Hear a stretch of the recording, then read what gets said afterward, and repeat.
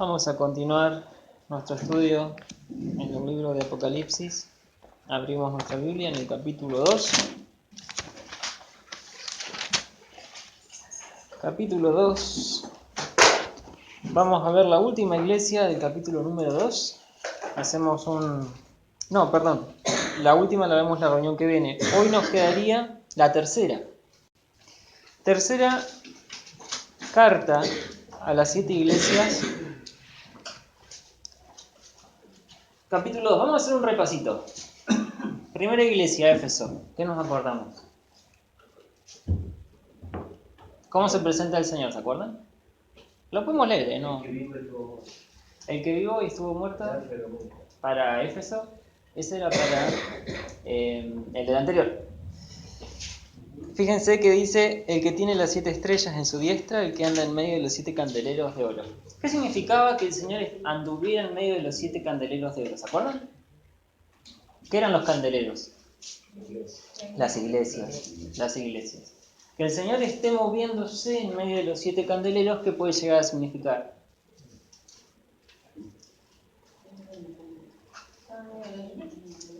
Claro, pero hay un significado más. Imagínense que yo digo que hay una persona moviéndose entre diferentes macetas con plantitas. Supónganse, ¿qué puede llegar a estar haciendo? Regándolas, ocupándose de las plantitas. En este caso, tenemos 7 iglesias representadas en candeleros y al Señor en medio de ellas. ¿Y qué puede estar haciendo alguien en medio de esos candeleros? Ocupándose, fijándose que el fuego, la luz no se atenúe, poniéndoles el combustible necesario. Entonces el Señor se presenta a esta iglesia como diciendo: estoy con vos, me estoy ocupando de vos. A la iglesia de Éfeso. ¿Se acuerdan cuál era el principal problema de la iglesia de Éfeso? Era el primer amor. Habíamos dicho entonces que tenía un montón de obras la iglesia de Éfeso, grandes obras, tanto que habían alcanzado a las iglesias y a los pueblos alrededor. Éfeso era una de las ciudades más grandes, que tenía un puerto, que era obviamente el que le generaba un movimiento cultural, un movimiento religioso, un movimiento de todo tipo. Y la iglesia en Éfeso, con sus comienzos con Pablo, creciendo de a poquito, hasta hacerse una iglesia bastante grande, que abundaba en obras. Hacía muchísimo. Pero ¿qué le faltaba? ¿Qué perdió con el tiempo? El motivo correcto de por qué hacer las cosas. ¿Vieron cuando nosotros... A ver, supónganse. A mí me pasa, me estoy dando cuenta. Conseguimos un trabajo espectacular, que nos encanta. ¿Qué? El primer día vamos chochos a trabajar. Con muchas ganas, le ponemos mucho énfasis, queremos hacer todo bien. Pasa el tiempo. Entramos en una rutina, nos acostumbramos y después, tengo que ir a trabajar. Y capaz que vamos al trabajo y hacemos todo lo que tenemos que hacer y más todavía. Pero ¿qué cambió en nosotros? La motivación. Cambió el perder de vista el por qué. El cómo. El valorar el trabajo. ¿Sí? Por el motivo correcto, la interpretación correcta. Para mí, los seres humanos pasa esto en todos los ámbitos de nuestra vida. Y no es la excepción con la iglesia. Esta iglesia que en un principio comenzó su obra, la comenzó con mucho fervor, mucha emoción y compromiso por el Señor.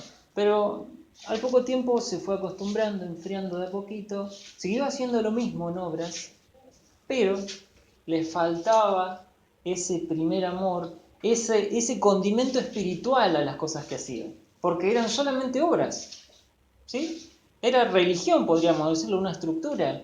Se esforzaban por hacer las cosas, pero perdían ese toque que al Señor le agradaba.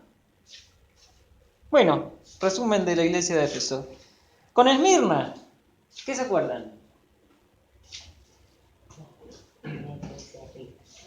Una iglesia rica. ¿Rica por qué? Por la obra que el Señor había hecho en la iglesia. Sí, porque eran tenían mucha pobreza material. Exacto. Tenían mucha pobreza espiritual. Exacto. Habíamos dicho que era muy posible que por causa del Evangelio hayan sido despojados de toda su riqueza, sus pertenencias. y vivían en un contexto en el que sufrían muchísima persecución. El Señor Jesús dice en el mismo versículo, el mensaje a Esmirna dice, yo conozco tus obras y tu tribulación y tu pobreza, dice. O sea, hablando de las condiciones precarias en las que estaban viviendo. Estaban siendo perseguidos, estaban siendo torturados. Algunas personas eran martirizadas. Habíamos dicho que el mismo encargado de la iglesia fue torturado, quemado vivo, en su vejez. Una atrocidad. El Señor les dice con mucho consuelo, no temas, porque yo estoy en control de todo. Y fíjense cómo se presenta. El primero y el postrero, el que estuvo muerto y vivió, dice esto y da su mensaje. Entonces el Señor se presenta ante esta iglesia como diciendo, yo entiendo por lo que estás pasando. A mí también me persiguieron, a mí también me juzgaron injustamente, a mí también me hicieron sufrir atrocidades, incluso a mí me mataron también. Pero no terminó todo ahí. Después de eso, dice, estuvo muerto y vivió. ¿Qué es el mensaje que le da la iglesia? Entonces, que por más que te lleven a la muerte, tu vida está conmigo. De hecho, podríamos decir, yo soy tu vida. A tal punto de identificarse con ellos, de decir, yo soy Dios y la muerte no me soportó, porque yo soy vida. Entonces a vos, cuando pases por el valle de sombra de muerte, cuando pases por la muerte, tampoco te va a soportar porque estás agarrado a mi mano. Fíjense cómo cada presentación del Señor va acompañado al mensaje que sigue. Y el mensaje que vamos a ver hoy no es la excepción en absoluto. Pero las dos presentaciones que vimos hasta ahora eran positivas. El mensaje a la iglesia de Éfeso dice, el que anda en medio de los 7 candeleros de oro y tiene las 7 estrellas en su mano, o sea, el que está ocupada en vos. El segundo mensaje dice, el que estuvo muerto y vivió, es decir, un mensaje de consuelo. Vemos el mensaje a la iglesia en Pérgamo que dice, versículo 12, escribe al ángel de la iglesia en Pérgamo, el que tiene la espada aguda de 2 filos, dice esto. Vamos a ver ahora en un segundito cómo interpretamos esto. Vamos a darle una introducción primero. Este es el mapita que estábamos siguiendo. Entonces, primero vimos Éfeso, que estaba allá, muy cerca de la isla de Patmos, que sería la primera ciudad a la que llegaría la carta. Luego continuaba Esmirna. Y tercero, hoy nos vamos a ocupar de Pérgamo. Esta ya habíamos visto que era la ruta postal por la cual iban a recorrer primero en cada orden las cartas que enviaba Juan. Entonces, de Pérgamo, ¿qué podemos decir? Este es un bosquejo, un dibujo de lo que hubiera sido en ese entonces la ciudad de Pérgamo. Estaba situada la ciudad en un monte a 300 metros, o sea, estaba bastante alta, y tenía unas particularidades bastante importantes. Fíjense que ya de entrada podemos ver estructuras muy importantes. Estamos hablando del año cero. Todo esto construido a mano. Hay cosas muy importantes que la vamos a ir viendo, como la biblioteca, por ejemplo, como el altar de Zeus, como un montón de cosas. Vamos a entrar en detalle. Entonces, podemos decir de la ciudad de Pérgamo, fue capital de Asia en el año 241 a.C. ¿Sí? Esta ciudad era enorme, ¿sí? No tan grande como Éfeso, pero sí la capital de esa región. Esta ciudad, primero que nada, se hizo famosa por, punto 5, la biblioteca que tenía.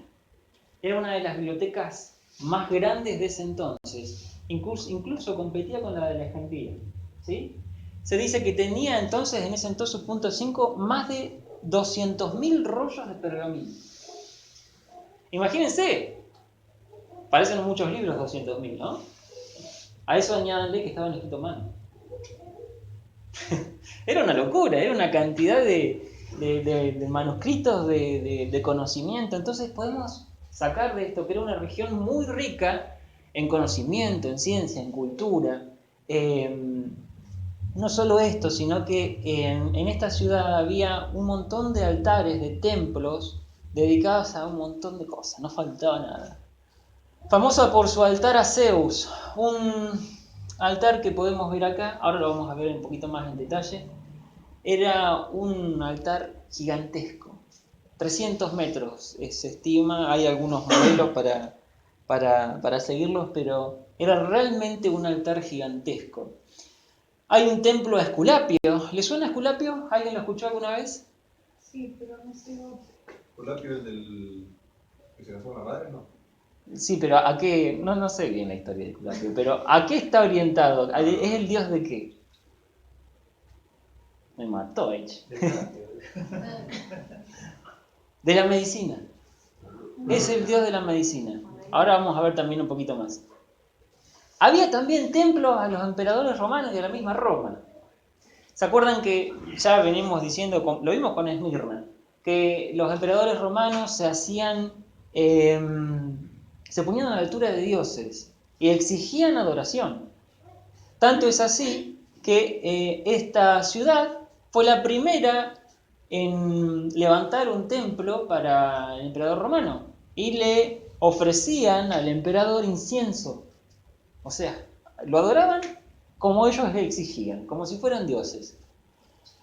Y tenemos otro montón de cuestiones que podemos ir sacando, altares para dioses y para todo lo que se les ocurra. Estaba en Pérgamo, esos son los más importantes. Creo que ahora sigue un video cortito que presenta, sí, el altar de Zeus. Vamos a mirarlo, es cortito, 1 minutito y pico. La construcción de Miren este qué chiquito impresionante viene el edificio templo. debió comenzar poco después del Todo 190 a mano, a.C. las figuras que El tenía altar de a los Pérgamo sigue costados, un esquema que todas ya tenía milimétricas, todas bien talladas. ¿Y el Zeus quién era? Zeus era el dios que tenían El dios de ellos ellos, como el si... dios de los dioses griegos. Sí, lo de ellos, sí, claro. Este es un modelo. Hoy en día se está elaborando, a modo de curiosidad, ¿no? Un modelo de esto en 3D para que se pueda ver en realidad virtual y todo. Era una estructura realmente grande, realmente importante. No faltaba nada.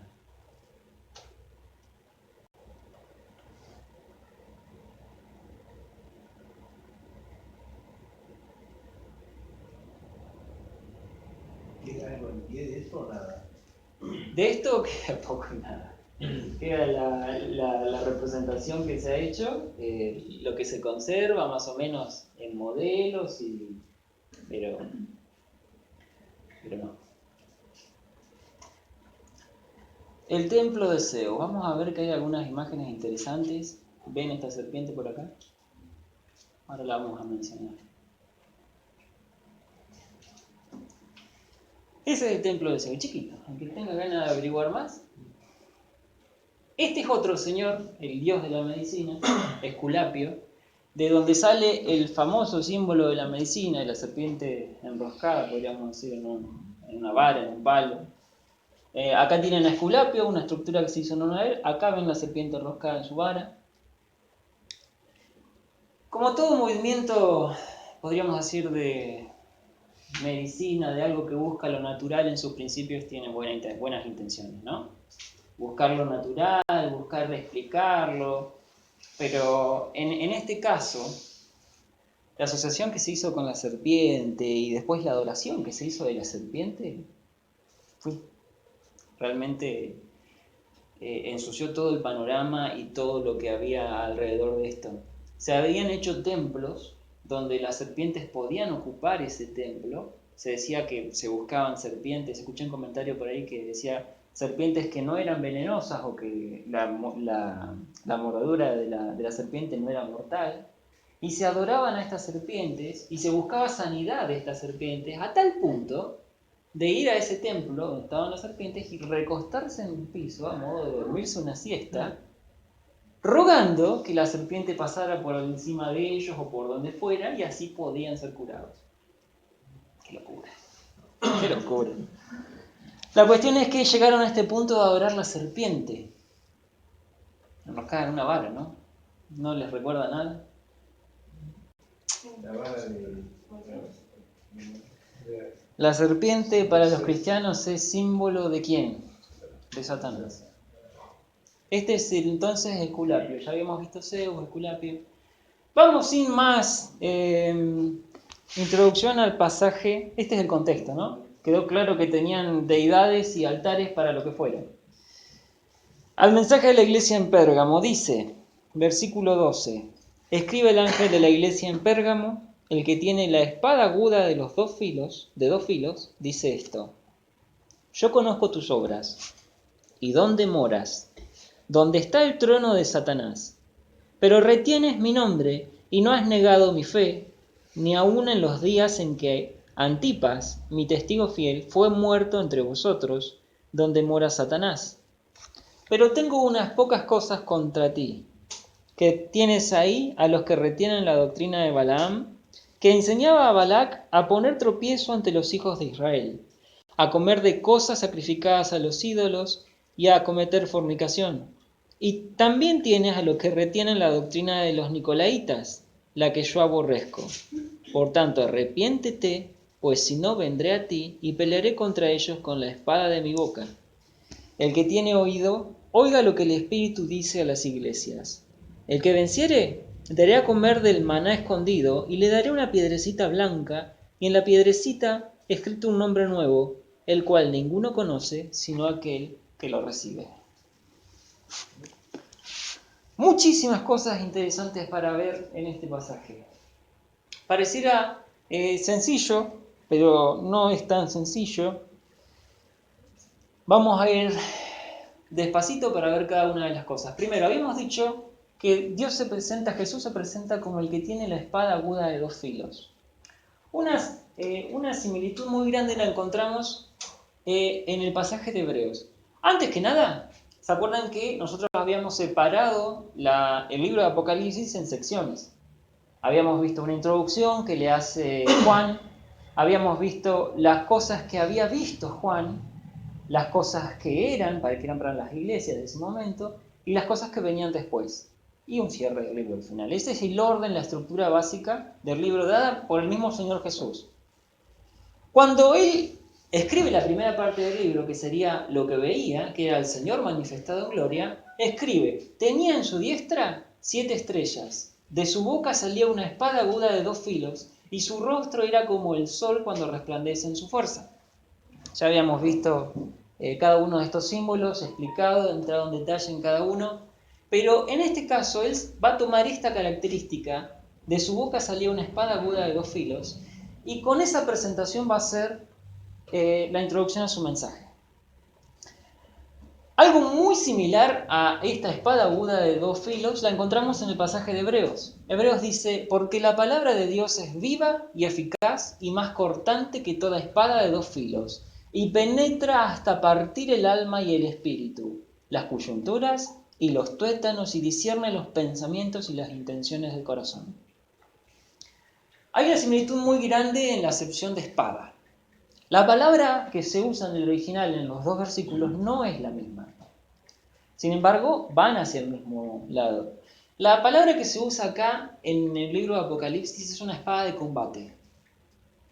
¿Sí? Una espada de combate. De forma que la presentación que está haciendo el Señor, vamos a leerlo. Escribe el ángel en la iglesia en Pérgamo, el que tiene la espada aguda de 2 filos.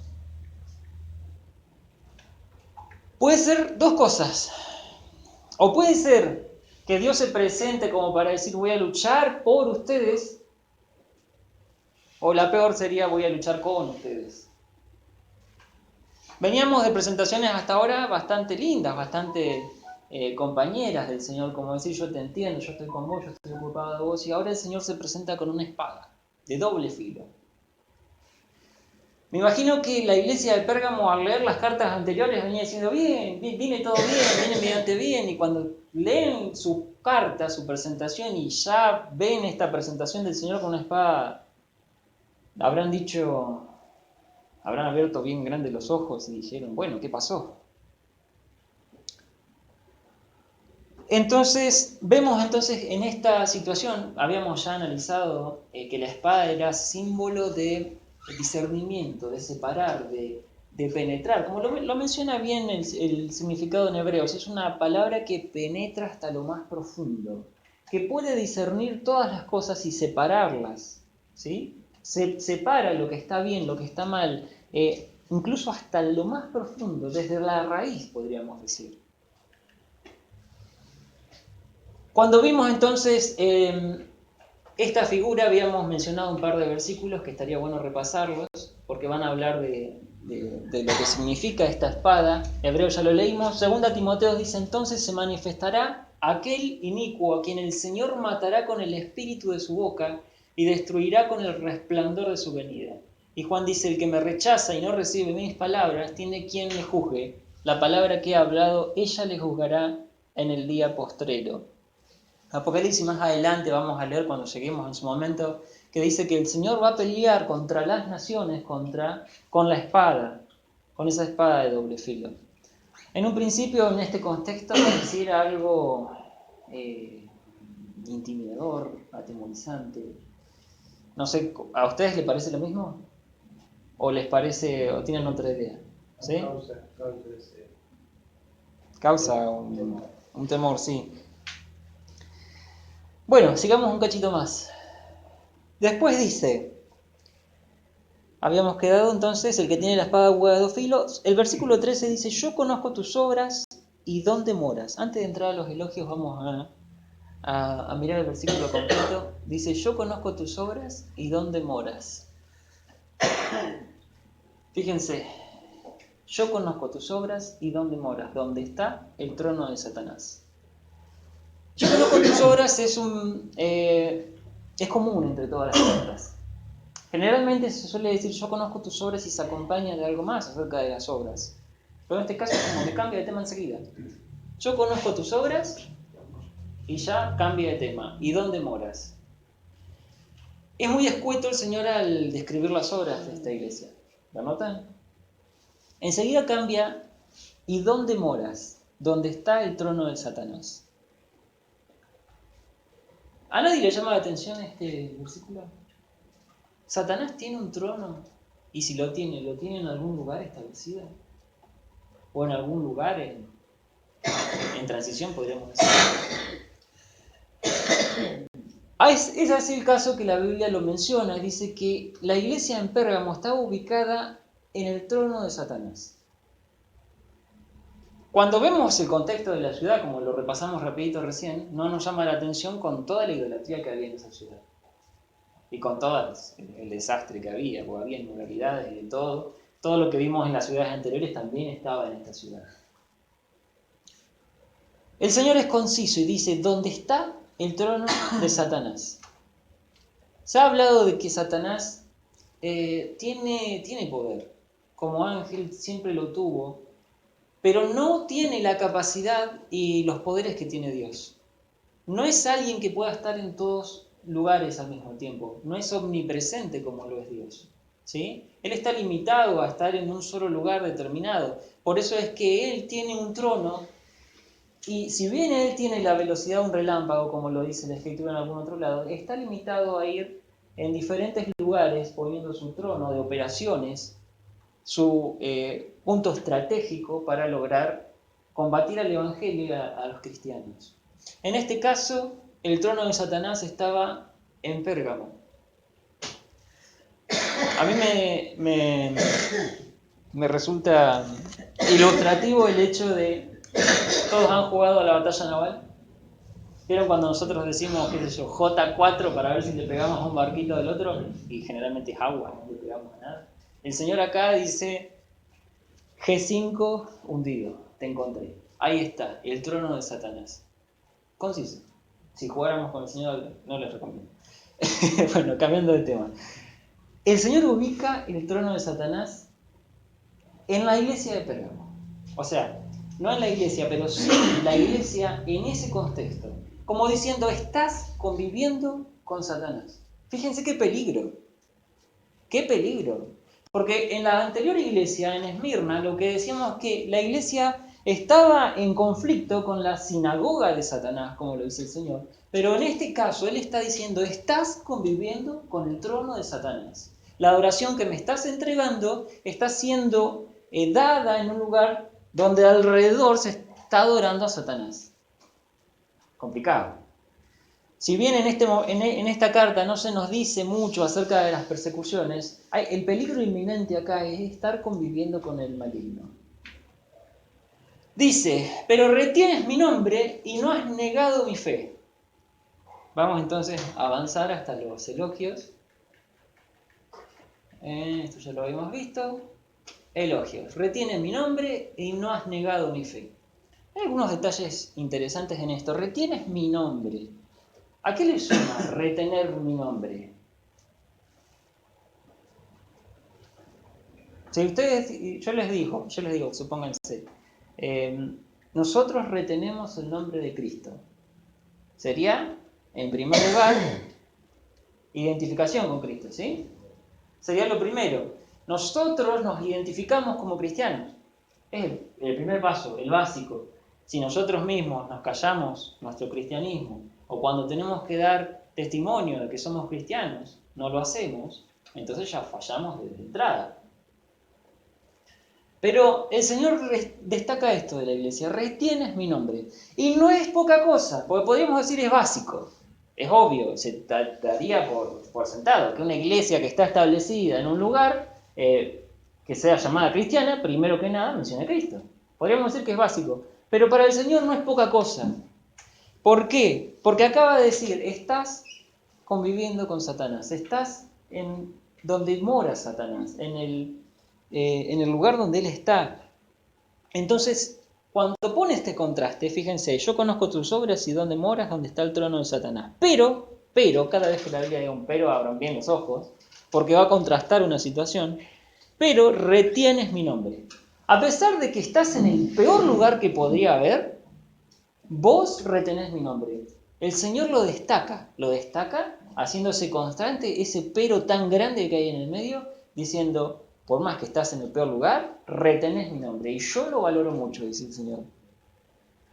Y no has negado mi fe. Un detalle muy interesante es que no dice, no has negado la fe o no has negado tu fe, sino que dice, no has negado mi fe. Esa es otra cosa, cada vez que el Señor Jesús dice mi, es otra cosa para prestar mucha atención. El Señor Jesús decía enfrente de todos los judíos, mi Padre, eso hacía que arda. Porque los judíos tenían como costumbre decir nuestro Padre, haciendo referencia a toda la nación como alguien común. Nadie se adjudicaba el mi Padre, porque eso era como ponerse a la altura de Dios, ponerse en una comunión demasiado íntima con Dios, de tal forma estar en una altura sobrelevada sobre el resto. Jesús lo decía sin problema, mi Padre, porque él sabía quién era, él sabía la posición que le correspondía, y eso hacía que los judíos se volvieran locos. En este caso, Jesús habla de mi fe, y tampoco es un detalle al que se nos tendría que escapar. Con respecto al nombre, vamos parte por parte, dijo Jack. Filipenses 2, 9 al 11 dice, por lo cual Dios también le exaltó hasta lo sumo y le dio un nombre que es sobre todo nombre, para que en el nombre de Jesús se doble toda rodilla de los que están en los cielos y en la tierra y debajo de la tierra, y toda lengua confiese que Jesucristo es el Señor para gloria de Dios Padre. Hechos 2:21 dice, y todo aquel que invocare el nombre del Señor será salvo. ¿A alguien le queda duda que el nombre del Señor Jesús tiene poder? Por esto es que el Señor destaca y retiene mi nombre,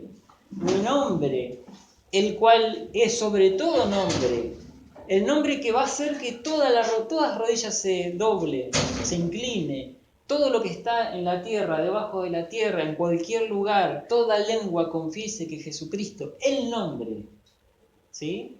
Incluso este nombre, cualquiera que lo invoque, puede acceder a la salvación.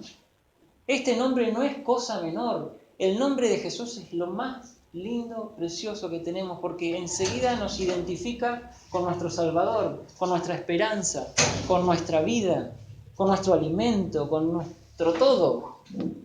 El mensaje de las iglesias, lo que valora siempre y destaca siempre es al Señor en escena, al Señor en medio de los 7 candeleros, diciendo, ustedes pueden compartir lo que es mío.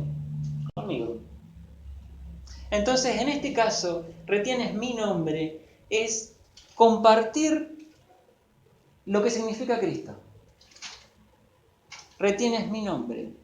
¿Se acuerdan cuando habíamos dicho que somos copartícipes, somos coherederos, somos todo con Cristo? El Señor no tiene problema ninguno que cuando nosotros vamos a Él y depositamos nuestra confianza en Él y le entregamos nuestra vida, Él nos comparte todo lo que tiene. ¡Qué gran bendición!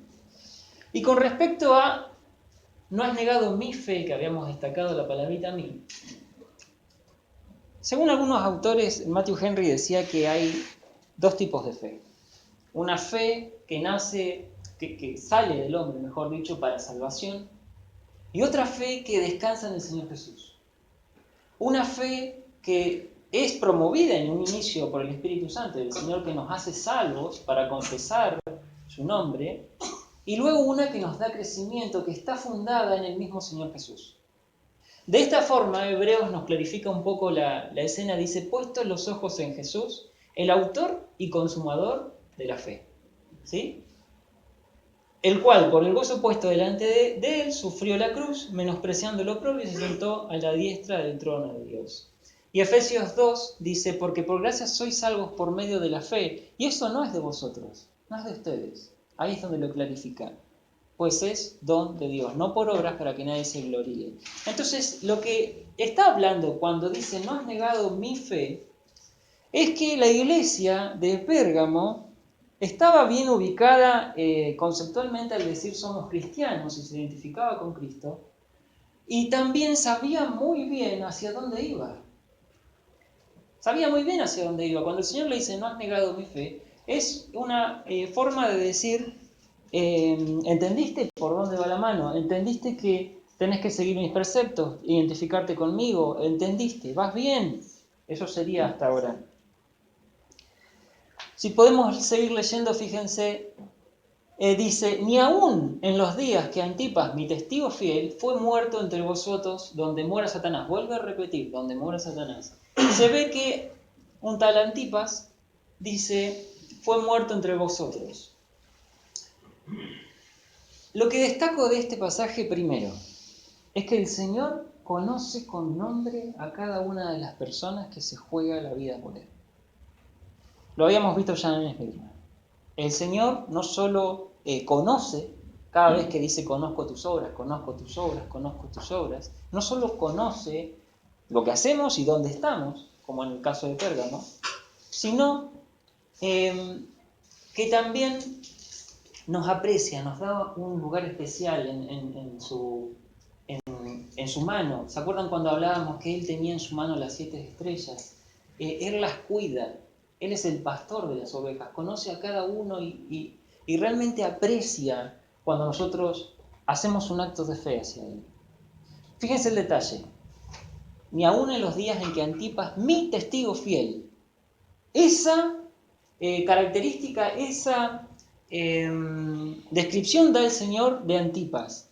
Si nosotros retrocedemos un poquito, el mismo Señor Jesucristo se lo presenta como un testigo fiel. Fíjense qué elogio le da a Antipas el Señor.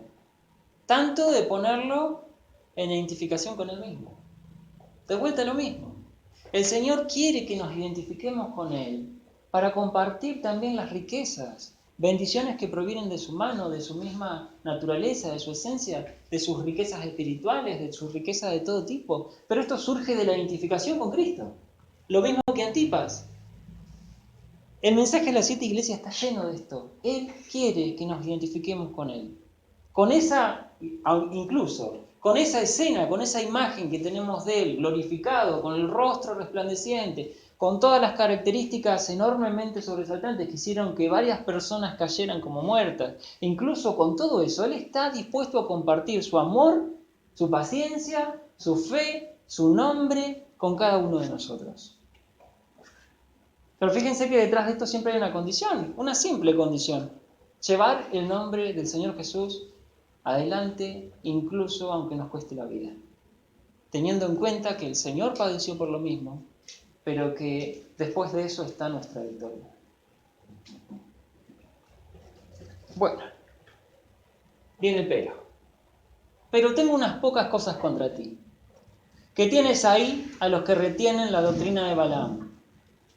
Sigue diciendo, vamos a leerlo completo, el versículo 14. Pero tienes unas pocas cosas contra ti, que tienes ahí a los que retienen la doctrina de Balaam, que enseñaba a Balac a poner tropiezo ante los hijos de Israel, a comer de cosas sacrificadas a los ídolos y a cometer fornicación.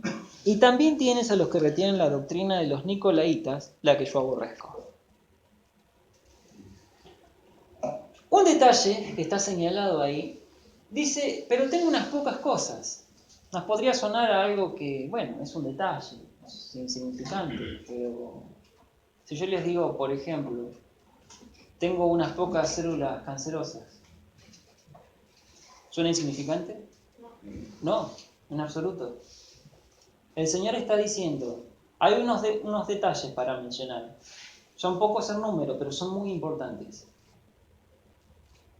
Tienes ahí a los que retienen la doctrina de Balaam.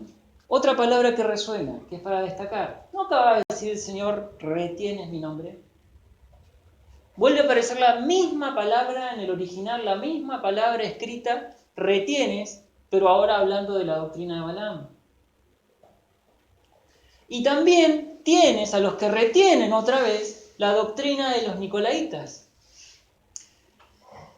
Para saber qué es la doctrina de Balaam, tendríamos que ir, a ver si está escrito seguro el pasaje, tendríamos que ir al libro de Números, capítulo 31, y entre el capítulo 22 y 25 nos va a contar la historia de un rey, Balac, que quería destruir al pueblo de Israel y que no podía. No había forma. Vino entonces un tal Balaam a darle un consejo. No lo intentes. No lo intentes como lo estás intentando. Vamos a usar otra estrategia, le dice Balaam. La forma de destruir a Israel, este Israel invencible que está protegido por Dios, es sitiarlo. ¿Cómo? ¿Vieron en lo que consiste en sitiar en la historia? Sitiar un reino, un pueblo. Era aislarlo. Se lo aislaba para que no reciba recursos, para que se ahogue internamente. Pero el tipo de sitio que quería hacer, que proponía Balaam, no era un sitio físico, sino era espiritual. ¿Cómo hacemos para que el pueblo de Dios, que es invencible, sea vencible? Cortando la comunión con Dios. Si Dios es el principal protector del pueblo, saquemos a Dios de la escena. ¿Cómo hicieron eso? Haciendo que el pueblo pecara. Metiendo algunas cosas por abajo de la mesa, de forma que el pueblo dijo, me parece lindo esto, vamos a hacer esto, mirá, este otro Dios tampoco es tan malo, vamos a ofrecerles ofrendas, mirá, bueno, estas cosas de fornicación, no es tan malo, de a poquito, de a poquito, de a poquito. Como suele hacer el diablo, poniendo algunas cositas, algunas piedritas para que vayamos trastabillando, hasta que Israel fue vulnerable. Esta es la estrategia de Balaam, la doctrina de Balaam. Entonces vemos que esta iglesia que dice, tienes ahí a los que retienen la doctrina de Balaam, estaban proponiendo, influenciados por el mismo diablo, recordemos que estaban en el sitio donde moraba Satanás, estaban logrando que esta iglesia que retenía el nombre de Cristo, que no negaba la fe, que sabía quién era y hacia dónde iba, de a poquito, metiendo cosas que iban destruyendo a la iglesia espiritualmente. Y también dice que retienes la doctrina de los nicolaitas. Hay mucha controversia en quién son los nicolaitas y quién no. El Matthew Henry lo que cuenta es que eran apóstatas posibles seguidores de un tal Nicolás, de lo que se cuenta en Hechos, pero la cuestión es que iban hacia el mismo camino. Eran personas que habían creado una secta que decía que estaba permitido tales cosas que la Biblia condenaba rotundamente. Entonces, tenemos a una iglesia que retiene mi nombre, pero que también retiene doctrinas extrañas. ¿Se acuerdan que cuando habíamos visto al principio la iglesia de Éfeso, habíamos dicho que dejar el primer amor era el primer paso para el resto? Se ve que esta iglesia que retenía el nombre, que sabía hacia dónde iba, también había dejado su primer amor, también había empezado este proceso de degradación espiritual. El siguiente paso era amor por otra cosa. Esta es la iglesia de Pérgamo. Tenía otras cosas alrededor y la fue incorporando, la fue dejando. Fue desviando la mirada del Señor parcialmente para tener a otras personas que dijeran algo diferente. Esta secuencia la vamos a seguir cada vez que vayamos viendo cómo la iglesia va en deterioro, pero siempre surge de la misma cosa: has dejado mi primer amor. Vamos a adelantarlo porque esto ya lo vimos y lo vamos a seguir viendo. La advertencia dice: por tanto, arrepiéntete, pues si no vendré a ti pronto y pelearé contra ellos con la espada de mi boca. Acá es donde cierra la presentación que el Señor hace con el mensaje de la iglesia. Esta espada que habíamos leído en Hebreos, que es penetrante hasta el fondo y que divide todo, es en este momento el recurso que hace el Señor para decirles lo que está mal en ellos. Tu iglesia, hablándole a la iglesia de Pérgamo, es una mezcla. Y yo no lo tolero. Es lo que dice el Señor. No puede ser así. ¿Corregilo? ¿O voy a tener que agarrar mi arma quirúrgica, por decirlo así, y separar la parte que está mal? ¿Se acuerdan que habíamos dicho unas pocas células cancerosas? Bueno, la iglesia, si la comparamos con un organismo, había una parte que estaba creciendo junto con ellos que estaba siendo corrompida. Entonces el Señor les dice: o lo solucionás vos, o te someto a cirugía, sin anestesia. Esta advertencia que está dando el Señor, primero, no es un castigo o algo malo que está diciendo, sino que es algo que surge del amor del Señor. Porque no quiere que a la iglesia le vaya mal, sino más bien es algo que dice: o te ocupás vos o hago yo lo necesario. Pero con esta espada con la que yo juzgo a las naciones, es necesario que vos seas corregido. O lo haces, o lo hago yo, y te va a doler, y te va a generar un problema bastante grande. Pero este problema así, de esta mezcla, a mí no me agrada, dice el Señor. Lo hemos visto muchas veces en la Biblia. Cuando Israel sigue las grandes maravillas que Dios hace con ellos, y de repente Israel sale con que se crea, no sé, una estatua de oro y no sé qué. O cuando Israel tiene grandes bendiciones del Señor y Israel se queja porque no le gusta lo que le están dando de comer. Está en la Biblia en todos lados y pasa siempre. Siempre hay algo que crece con Israel y al Señor no le gusta esa mezcla porque el Señor es un Dios celoso. Nos quiere para Él.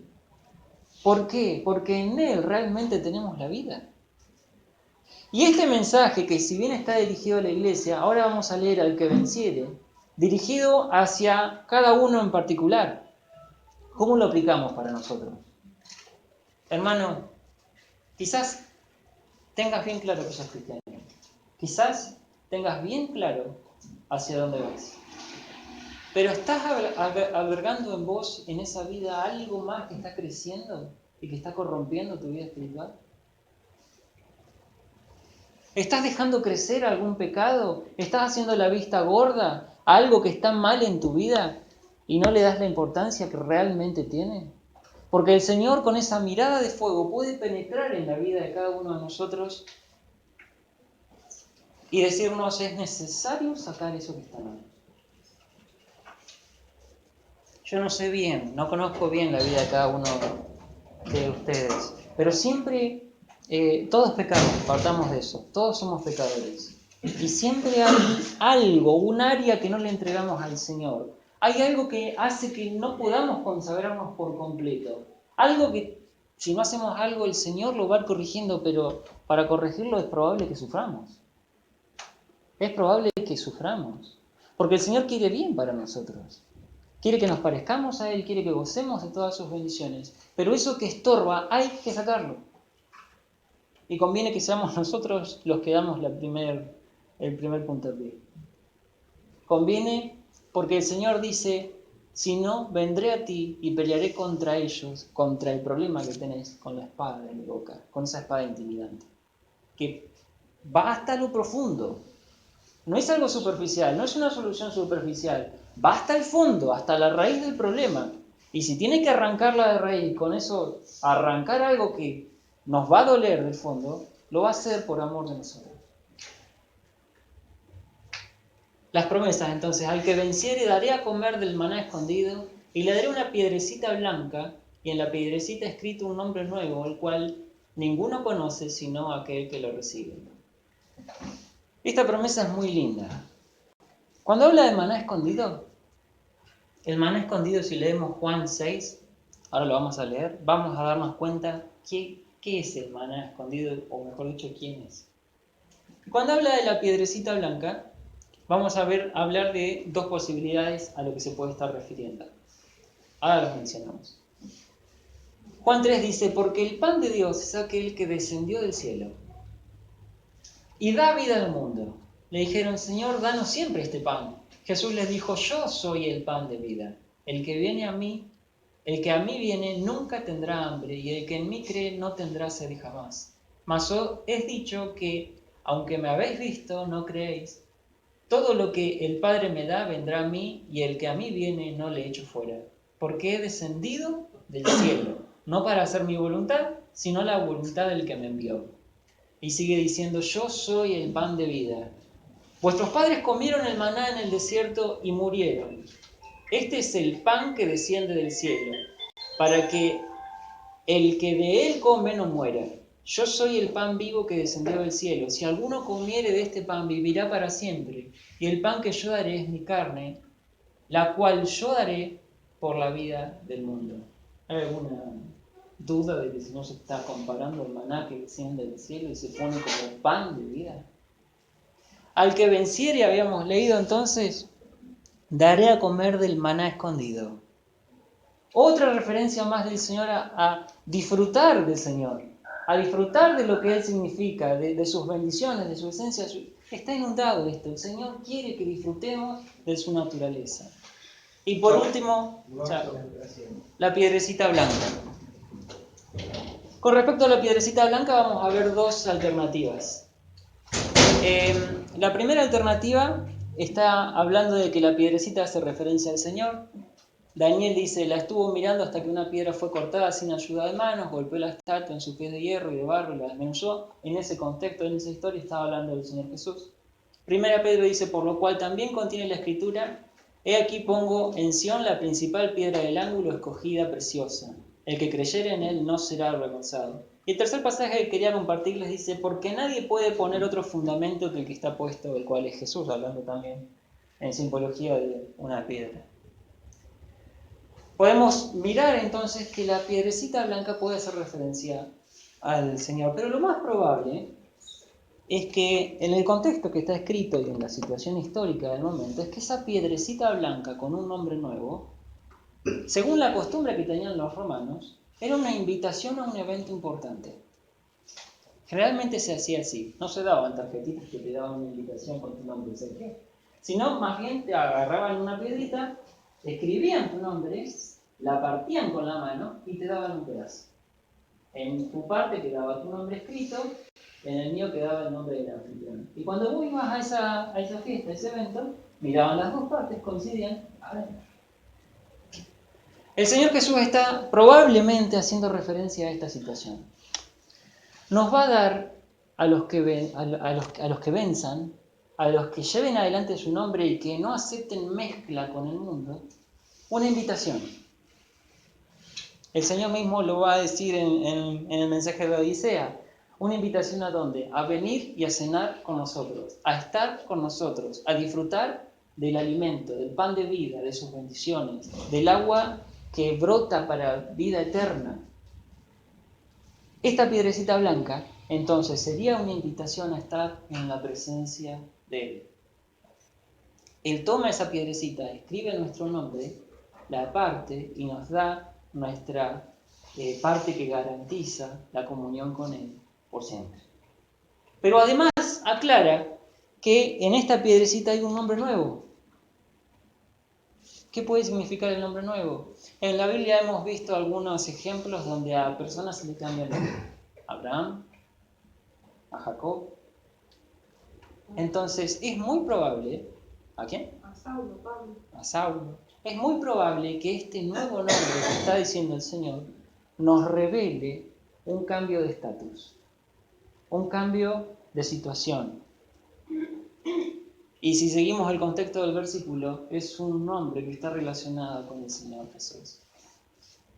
En todos los pasajes que leímos hasta ahora hace esa identificación con el Señor Jesús. Es muy probable que ese nombre nuevo nos destaque alguna característica que identifica al Señor Jesús. Entonces, probablemente el Señor nos diga, bueno, vos te vas a llamar, no sé, pongamos un ejemplo, bondad. Qué lindo nombre. ¿Por qué? Porque proviene del Señor Jesús y Él nos comparte esa característica.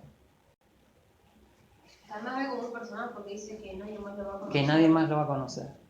Es una característica que Él te confiere en intimidad. De esa unión, todo apunta hacia eso. Confiere algo que nace de la comunión, de la identificación con Cristo. Un nombre nuevo. Hemos visto ya entonces los principales 3 mensajes. Los siguientes mensajes, salvo el de Filadelfia, se vuelven más oscuros. Pero el Señor siempre presentándose a favor de su iglesia, haciendo lo que es necesario para que esa iglesia siga brillando con la luz de Cristo. Espero que el mensaje sea claro en cuanto a sacar lo que está mezclado con nuestra vida espiritual. Eso es, yo creo, lo principal de este mensaje. Hay muchas promesas, muchas cosas lindas para analizar, mucho para detenerse, pero lo principal es, hermano, pueden haber unas pocas cosas en tu vida que estén mal, que el resto esté todo bien, pero esas pocas cosas pueden ser fatales. Que el Señor bendiga su palabra.